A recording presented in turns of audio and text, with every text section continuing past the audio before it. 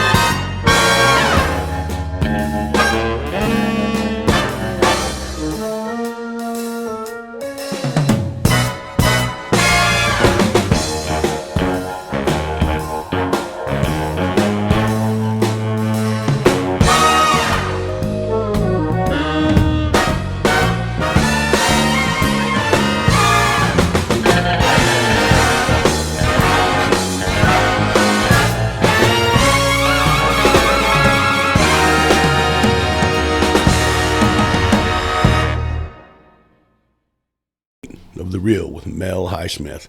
Hope you've all had a good weekend dealing with elections, rigmarole, everything that's going on with the 2020 election pandemic that has hit at the very roots and deep in the souls of all Americans. So all I can tell you all is just stay safe and be strong. You know, these are some hard times. As old Joe Biden said, we're headed into a dark winter. So anyways, I want to look and talk about a couple of things, what's going on. The 2020 election is an oddity-based, no doubt, election year. In no small part on the unusual spike of mail-in ballots. I can verify that because I know just in my home, a month before the elections, I bet that me and my wife had received a couple of different ballots for each one of us. Mail-in ballots have traditionally been a small fraction of the overall vote, and most states had a strict ballot request process with verification being counted. And with that said right there, everything in the world, you have to have an ID to vote. I mean, ID to do anything from driving a car to buy a pack of cigarettes, to buy a firearm. I mean, you can just go down the list of everything you must have an ID for. But for elections of the politicians who control trillions of dollars of tax money, there is no ID required, unless you're a Trump supporter. And that's a half pun joke, but it's, for the most part, it's the truth. Okay, so the verification process for the elections before the coronavirus. Connor Simmelsberger observed in a CNS News commentary that conservatives racked up numerous significant victories in federal and state elections. Even what we consider Democrat strongholds in Miami, Los Angeles, and Cincinnati. Well, that's simple. People are tired of their cities being run into the ground by the personal views and bank accounts of the politicians that they've made some dear mistakes electing into that position, considering number one being San Francisco. But the same success wasn't enjoyed by President Donald Trump and other Republicans in key battleground states such as Georgia, Michigan, Pennsylvania, and Nevada. Now, I want to stop just for a second on Pennsylvania. We're talking about a steel coal state. And they elected, and what they're saying is they elected a man, Joe Biden, who's going to do away with all that. So the people of that state do not like their livelihoods. They just say, screw it. We're going to give it all up and allow and elect a man who is definitely going to destroy it. Now, that is not what the people of Pennsylvania are thinking because their election was hijacked on them. Annual anonymity of 2020 is the total number of votes that were cast. No prior presidential candidate in the history has ever received 70 million popular votes. Former President Barack Obama came close in 2008 when he claimed 69.5 million. And then that dropped to 65 4 years later. So it goes to tell you, Joe Biden is definitely a rock star. Can't remember his own name or where he's at, but he is a rock star. But President Trump, with no fraud or anything to his own, Trump shattered that record by grabbing 74.2 million votes in November. Yet, if the numbers can be believed, Biden received 81.2 million votes. Now, that's the crazy thing to think about. What changed? You're asking yourself about the elections? Well, it's the COVID-19 pandemic prompted Democrats to promote universal mail-in voting. Despite the assertion by Dr. Anthony Fauci, director of the National Institute of Allergy and Infectious Diseases, that in-person voting would be perfectly safe. Now, Trump's campaign lawyers, by the way, tipped out Rudy Giuliani. He's in the hospital with COVID-19. So Trump campaign lawyers have primarily concentrated on their efforts on 6 states where mail-in ballots helped Joe Biden win the smallest of victories. That's Nevada, Arizona, Wisconsin, Michigan, Pennsylvania, and Georgia. Now, here's how they're shaping up, okay? Nevada, there's 33,596 votes that separate Trump and Biden, 2.4%, with 6 electoral votes at stake. In Nevada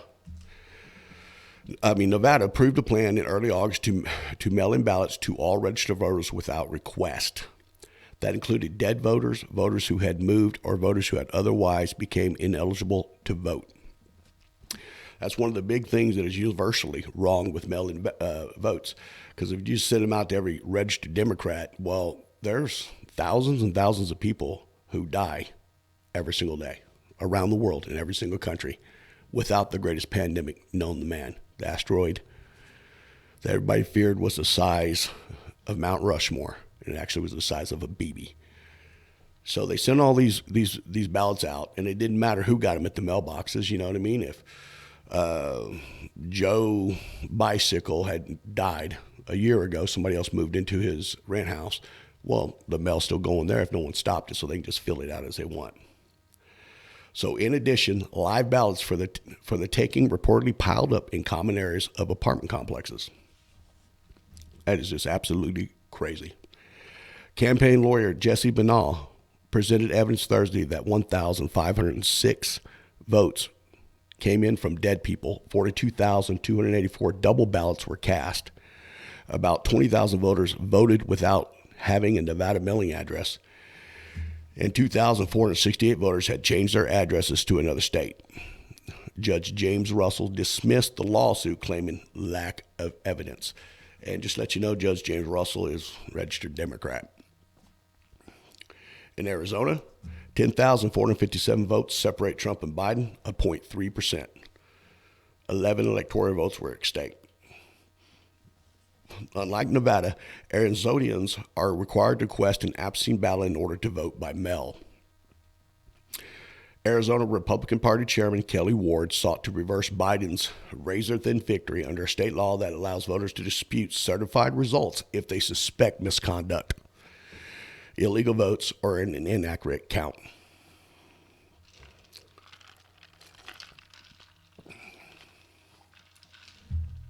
Ward said she intends to appeal the judge's decision. In Wisconsin, you have 20,682 votes that separate Trump and Biden, a 0.7%. 10 electoral votes are at stake in that state. In Wisconsin, Wisconsin is similar to Arizona in that there is no universal mail-in voting. Registered voters must submit an application to receive a ballot and vote by mail. Last week, the Wisconsin Supreme Court declined to take up the Trump campaign challenge of election results, telling the lawyers that they should have brought the action first to a lower court.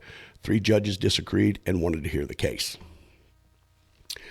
Petitioners assert troubling allegations of noncompliance with Wisconsin's election laws by public officials on whom the voters rely to ensure free and fair elections.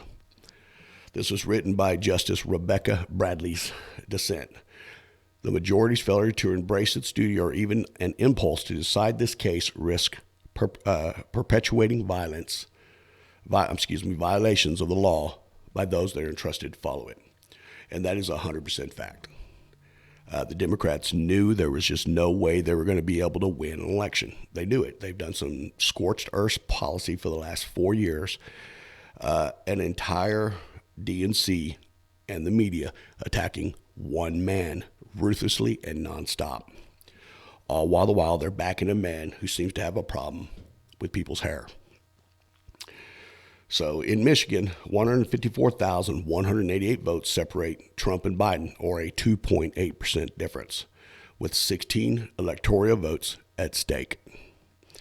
Mail-in ballots in Michigan hit a record 3.3 million of over 5 million ballots cast. Now, isn't that crazy?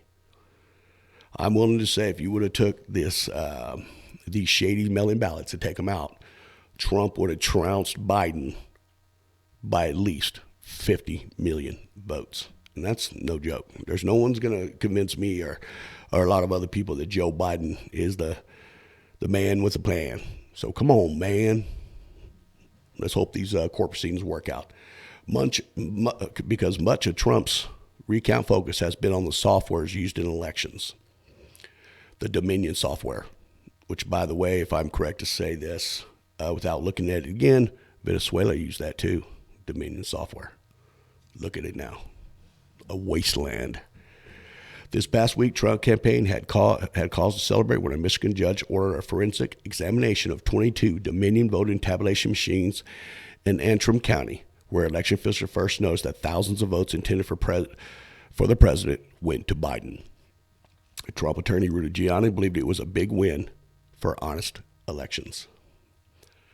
Can you imagine when it all comes out that all the entities that sided with the Democrats on the scorched earth policy, when they figure out that they were just used, just so a whole bunch of people who in their private lives have wreaked havoc on moral values of America can be safe? It is absolutely crazy. But anyhow, Antrim County Judge in Michigan orders forensic examination, as I was saying, of the 22 Dominion voting machines. Let's hope that comes out in the favor that what most of us do believe, that the Dominion voting machines are rigged for fraud. In Pennsylvania, 81,660 votes separate Trump and Biden there, or a 1.2%. 20 electoral votes are at stake in Pennsylvania. More than 2.6 million mail-in ballots were cast in the presidential race, and Joe Biden won the group with 75% of the vote. Isn't that crazy? A man who didn't campaign, a man who hasn't done anything in 50 years in government. This man is a rock star. He is outdoing Barack Obama, which I find that is hard to believe. Representative Mark Kelly, a Republican from Pennsylvania, has filed a suit to overturn the state's mail-in ballot rules, and his actions has caught attention of the U.S. Supreme Court, which is seeking Pennsylvania officials to respond by December 8th. Pennsylvania has created mail-in ballot nightmare. I said on many shows before the elections, mail-in ballots did not work, and what they do is they give cause for fraud.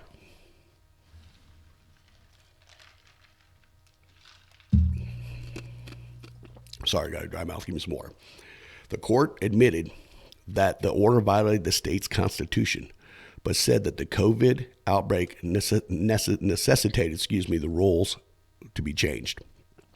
They also violate the U.S. Constitution, which provides that state legislatures set the time, place, and manner of elections, not judges. The Pennsylvania Supreme Court later approved an executive order from Governor Tom Wolf, a Democrat, go figure.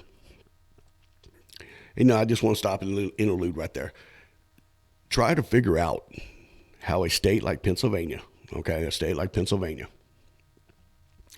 that's a steel state, coal, blue collar working state, would elect a Democrat governor. I mean, you really just have to kind of wonder how that worked. I wonder if the Dominion machines were used there also. So Tom Wolf, Democrat, governor of Pennsylvania, stated that the county officials are prohibited from rejecting absentee ballots or mail-in ballots based on a signature comparison, thus creating another alleged constitutional violation. You just got to wonder where this world's going to be in 4 years. You really, really do. When the wolves at the gates bust in, we are in trouble. We are in trouble. So in Georgia, 61,837 votes separate Trump and Biden. or a 0.2% once again, where 16 electoral votes were at stake in Georgia. Trump has stated that the state used a simple signature verification to match all mail-in ballots. He would have easily won. Yeah, you notice that all the signature on those ballots all are in the same type of handwriting. Okay. On Saturday, speaking at a Valdosta, Georgia rally in support of the state's 2 GOP senators, Trump blasted the general elections mail-in ballots as a phony and fake, and the surveillance footage that the campaign obtained from the Atlanta Voter Tabulation Center appears to confirm that. Okay? It appears to confirm that elections mail-in ballots as phony and fake. The footage appears to depict election officials scanning ballots obtained from suitcases stored beneath a table after they had dismissed reports and GOP watchers. Now tell me, what in the Sam heck are Republican states able to kick out? I mean, the Democrat states able to kick out Republican watchers from the voting sites, okay? And after everybody goes home, I thought it was strange myself when they called the election so early at 10 p.m. So, you got to kind of hold your breath on everything that's going on, because it seems like the whole country's going to hell in a handbasket, or excuse me, my French, heck in a handbasket. So with that, it always brings me comfort to know that there's one place in our small part of the world that you can go to have a friend lean on you, or you can lean on a friend, and you can get your things taken care of, collateral loans, and that present for a special person. So here's a little bit by Lakeside Pawn and Jewelry. I think you're going to like it.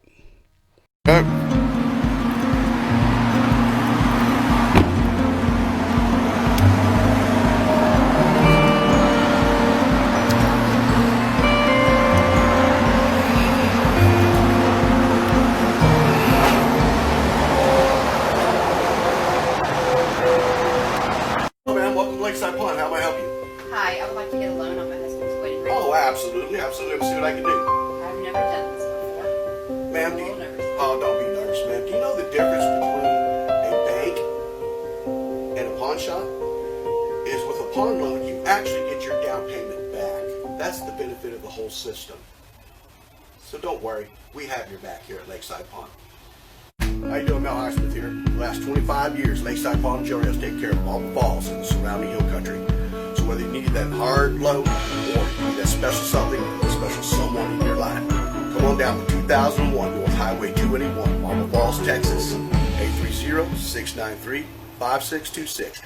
And remember, Lakeside Pawn and Jewelry, come to where you expect our great service. Okay, I love that commercial, that bit from Lakeside Pawn and Jewelry. Just to let you know, the young lady in that video is actually my wife. So let's go to something I think that's very important to everybody, okay? We all want to know what's going on with the second stimulus, okay? Because the first one basically gave everybody about $5 a week, to have a fraudulent election rammed down their throat. So President Donald Trump and Senate Majority Leader Mitch McConnell are on board with a $908 billion package to provide pandemic relief, according to a member of a bipartisan group that's seeking legislation before the end of the year.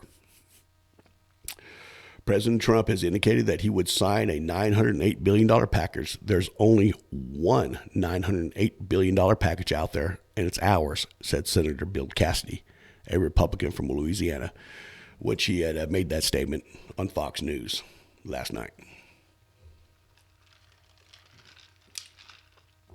The pain of the American people is driving this, and I'm optimistic, is what he said, that both of the leaders will come on board, House Speaker Nancy Pelosi, and of course, Senate Democrat leader Chuck Schumer have endorsed using the bipartisan proposal as a basis for negotiations. Senator Dick Durbin, an Illinois Democrat involved in the talks, said negotiators have a lot of work to do and just a few days to get it done. The thing that, for myself, that makes me, Mel Highsmith, sick about all this is they could care two flying flips, honestly, about the American people. from the Democratic side. They want to hurry up and get more money into the coffers of a lot of different entities so they can start their riots, just like they kickstarted them back in Seattle again. So this is the latest chance before Christmas and in the end of the year to bring relief to families across America in the midst of a public health crisis. Durbin said on ABC News, "We got a few remaining issues, but I think we can work them out." They should work them out. The American people are hurting right now. All your essential workers have carried the load since this all began. While y'all been able to leave Washington and go and enjoy your vacation homes and such like that, essential workers, just like myself, have been here every single day, and we've towed the line. We're exhausted and we are tired. Most of all, we are tired of our fake politicians who are elected into office to take care of the people, and what we're getting today is absolute garbage. We don't have a choice. It's one of those things that has to be done, said Democratic Senator Joe Manchin of West Virginia on NBC's Meet the Press. A final version of the proposed legislation could come early this week, Cassidy had said. But the sticking points. A key sticking point is whether to provide liability protection to businesses whose workers fall ill to coronavirus. Critics have said that some companies, like meatpacking plants, shouldn't be protected if there are indications they didn't take adequate precautions. Cassidy said small companies could be driven out of business just from the cost of gathering and exchanging evidence. No, I'll tell you, the Democrats intentionally attacked the beef industry. Once our president, Donald Trump, had shut down imports of meat from China, they immediately attacked the meatpacking industry, which has caused great pain to the cattlemen of the United States. There has been some liability protection, Cassidy said, citing that he described as ambiguity about a need for mask wearing from health experts early in the pandemic. He said the bill extends unemployment benefits and lengthens a moratorium on evictions with aid given to the landlords. But there's no plan to include another $1,200 stimulus check to help the economy. This is not a stimulus bill, but a relief bill. There may be a stimulus check, but that would be part of a different piece of legislation. So there you go. Durbin said the last round of $1,200 checks cost $300 billion, so it couldn't be included when the mandate was to limit the total proposal to $900 million. The Democrats have always wanted a larger number, but we are told we couldn't get anything through the Republicans except a $900 billion level bill, Durbin had said. While President-elect, which makes my stomach spin when they use that, President-elect Joe Biden, the man, it's fraud, but has said another round of stimulus checks will be needed in the new year. Cassidy also went on to say that depends on the vaccine and whether it is changing the trajectory of the pandemic. Okay, so here's your vaccine. The flu vaccine is only 40% effective. 40%. Okay? I'm going to go out on a limb. This is a true virus, no doubt. But I can't help to think how a true virus helped these very, very left-leaning lunatics, Democrats, to take a man who has been shown many, many times on many different platforms of his likeness for young ladies' hair. So anyways, Durbin said, once the vaccines have been administered, Congress will have a much better view of where we're going with this national pandemic. If the vaccine is being deployed and infection rates are falling, stores are reopening, small businesses are flourishing, we don't need another spending bill, Cassidy said. But if the infection rate continues to climb, we may.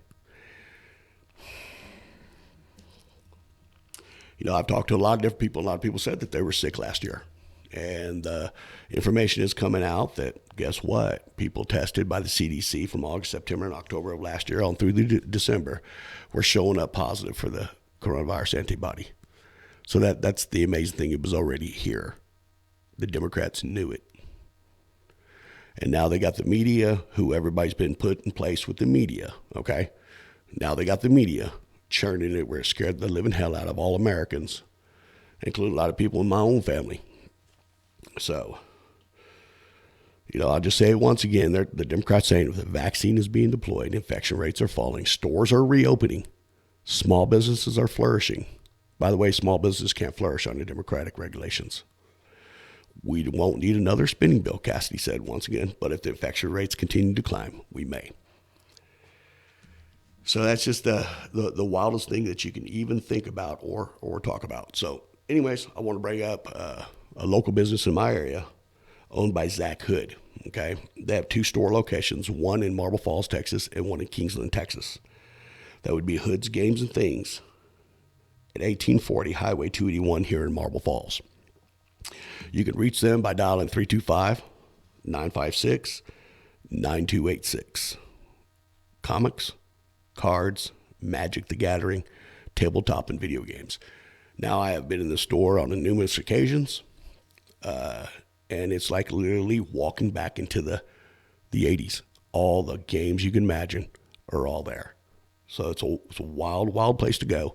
Check it out. That's Hood's Games and Things. I want to do another shout out to another one of my good friends, Roger Woods of R&M Training Solutions. This gentleman and the people, Michelle Woods and Danny Stone, who work with him, I've been through. It's a firearms training class, and it teaches you everything you need to know about firearms safety, as well as if you want to get your concealed handgun permit. So that's R&M Training Solutions, Roger Woods, 325-248-5038. So, and as usual, it brings our little bit of show to an end. And it's always a great time, and I'll see y'all here on Wednesday. You want some cash, and you want it fast. Let's go to Lakeside Palm. If you need a loan for your office or home, just go to Lakeside Palm. They got instruments and strings and guns and lots of things. So remember, if your loved ones have been gone, you can't get cash for that ring and a new guitar to sing. Just go to Lakeside Palm. Just go to Lakeside Palm. So we'll finish it out with one of the favorite things I like to do, and that is the solo of this old truck. Don't forget to subscribe to our YouTube. Okay, The Real with Mel Highsmith. Like our page on Facebook, The Real with Mel Highsmith. You can join the group, The Real with Mel Highsmith. You can catch all these episodes and many of the episodes from back last year when I was with the K-Bay 103.9 FM with the Homegrown Hour on societyradio.com or highsmithexperience.com. So here you go. We'll end this show with the solo for this old truck. God bless America.